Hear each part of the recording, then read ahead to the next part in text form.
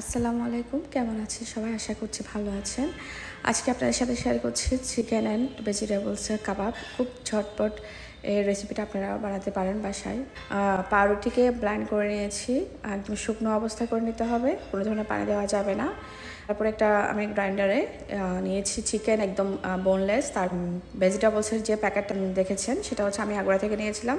তো এখানে বিভিন্ন ধরনের ভেজিটেবল ছিল, তো আমি এখান থেকে আমার পছন্দ মতো আমি বেছে নিয়েছি এবং এখানে আমি সাথে পেঁয়াজ, যে সবজিগুলা, তারপর হচ্ছে আপনারা কাঁচামরিচও অ্যাড করতে পারেন, এগুলো দিয়ে আমি ব্লেন্ড করে নিয়েছি। আর রসুন দিয়েছিলাম, কাঁচা রসুন।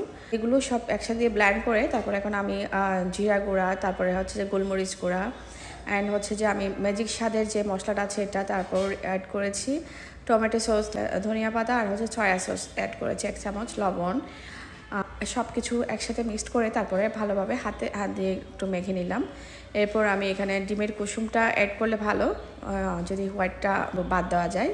এরপরে আমি ব্লেন্ড করে নেওয়া পাউরুটির গুঁড়াগুলো আমি সাথে মিক্সড করে দিলাম।